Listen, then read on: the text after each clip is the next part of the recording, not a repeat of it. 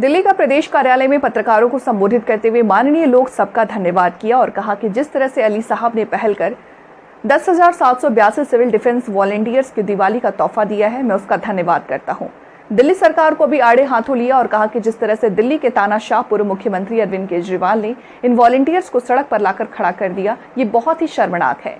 पर आए हुए कुछ सिविल डिफेंस वॉलंटियर्स ने प्रदेश अध्यक्ष वीरेंद्र सचदेवा का मुंह मीठा कर उनका आशीर्वाद लिया।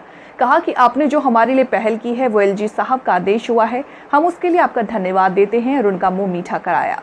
उपराज्यपाल का वॉलंटियर्स को दिवाली का तोहफा।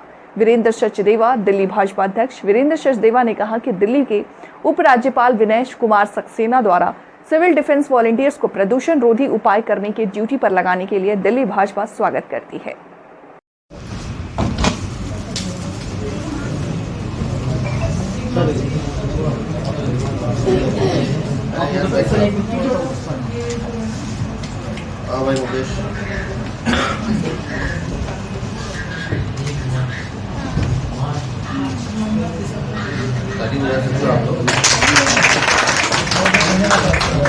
छोटा सा निवेदन है, हमारी 3-4 बहनें भी आई हैं, अगर वो तीनों चारों एक साथ आ गए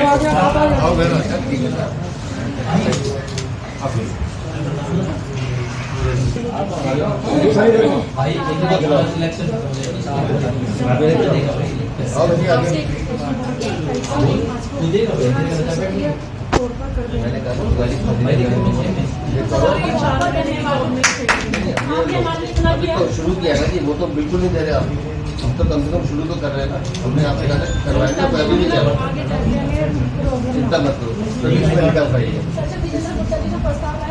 हम उसी पे करेंगे, चिंता मत करो।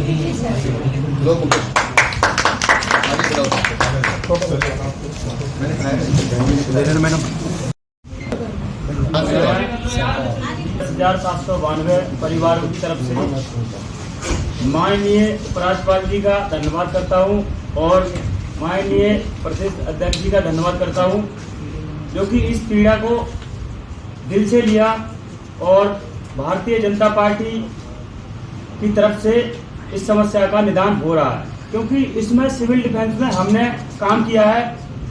हमारी माताएं बहनों का मतलब शोषण, एक प्रकार से हम कहते हैं खुले में शोषण होता है, चाहे विभाग में हो या फिर अन्य हमारी डिवीजन सेवा तक हो।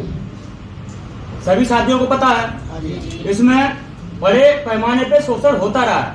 हमारे साथ बहुत सी महिलाएं ऐसी मिली, बहनें मिली कि हमारे साथ ये हुआ, गलत हुआ, तो ये सरकार को देखना है और हमें पूरा विश्वास है भारतीय जनता पार्टी पे कि हमारा समाधान करेंगे। जो वादा किया है प्रदेश अध्यक्ष जी ने 1 मार्च के लिए, उस पर खरे उतरेंगे और हम भी सभी 10,792 खरे उतरेंगे परिवार।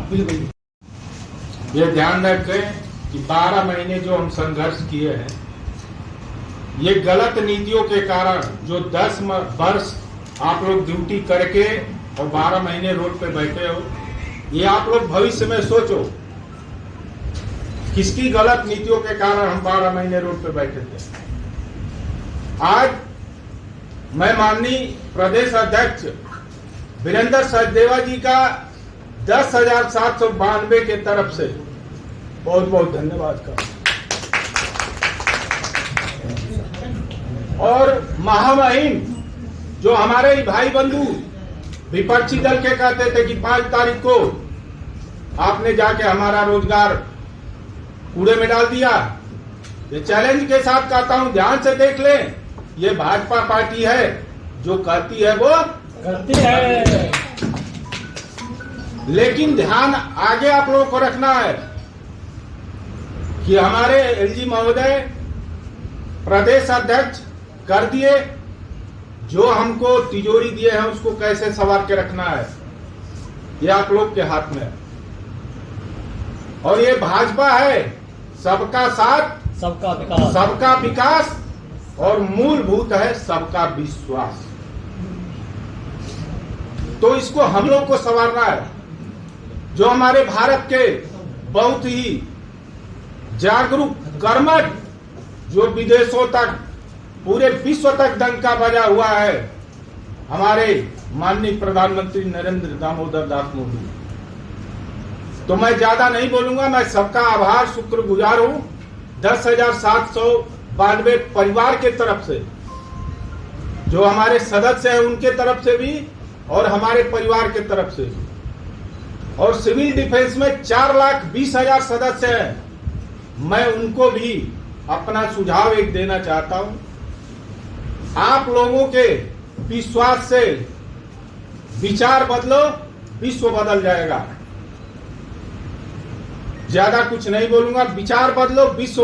मैं इसे कहूँगा रिलीफ, जो हमारे 10,000 से ज्यादा भाई बहन जो मार्शल्स लगातार परेशान हो रहे थे,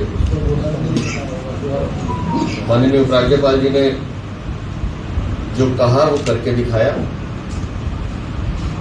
हम केंद्र सरकार के भी शुक्रगुजार हैं और जो माननीय उपराज्यपाल जी ने चिट्ठी लिखी है दिल्ली की मुख्यमंत्री आतिशी मार्लेना को, इसमें उन्होंने स्पष्ट रूप से कहा है इन मार्शल भाई बहनों के साथ अमानवीय व्यवहार किया जा रहा है। और इसलिए उन्होंने अपने पत्र में लिखा है, साथ ही एडवाइज किया है सरकार को, 1 नवंबर से हम 4 महीने के लिए इनकी व्यवस्था कर रहे हैं, लेकिन सरकार कॉन्क्रीट डिसीजन के साथ, कॉन्क्रीट प्रपोजल के साथ अपना प्रपोजल पुट अप करे, जिसमें प्रोसेस को फॉलो किया जाए, फ्यूचर एंगेजमेंट इन भाई बहनों को क्या होगा वो स्पष्ट किया जाए, और जितने भी उसमें फाइनेंशियल अप्रूवल्स हैं वो पुट अप किए जाए, ताकि आगे भविष्य में इन भाई बहनों को दिक्कत ना हो। और मैं ये समझता हूँ कि बहुत बड़ा स्टेप माननीय उपराज्यपाल जी ने हमारे इन मार्शल भाई बहनों के साथ इनके हक में किया है। और साथ में उन्होंने इस पत्र में लिखा है कि इनके साथ खिलवाड़ ना हो, इनको मिसलीड ना किया जाए, इनको अंधेरे में ना रखा जाए, इसलिए फाइल पे वो सारी क्लियर डायरेक्शन होनी चाहिए। तो मैं माननीय उपराज्यपाल जी का शुक्रिया भी अदा करता हूँ। साथ ही साथ ये आज कुछ मार्शल भाई बहन मेरे पास आए हैं मिठाई का डिब्बा लेके, तो मैंने इनसे यही कहा कि लगातार ये हमारे संपर्क में थे और हम इनसे कहते थे कि दिवाली से पहले हम आपको कोई ना कोई खुशखबरी देंगे। और भारतीय जनता पार्टी के अध्यक्ष होने के नाते मुझे गर्व है कि मैं ऐसी पार्टी में हूँ जहाँ हम समाज के हर वर्ग की चिंता करते हैं। और लगातार हम इनके संपर्क में थे। कई बार इनका आवेश भी मैंने देखा है, मुझे वो दर्द समझ में आता था उन बहनों का भी जो कहते थे कि बच्चे घर में कैसे रह रहे हैं।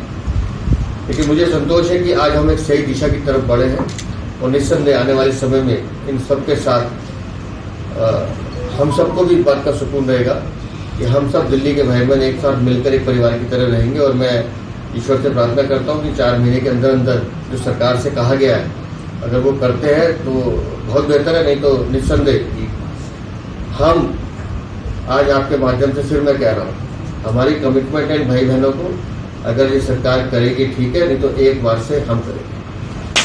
जो माननीय उपराज्यपाल जी ने चिट्ठी लिखी है दिल्ली की मुख्यमंत्री आतिशी मार्लेना को, उन्होंने स्पष्ट रूप से उसमें लिखा है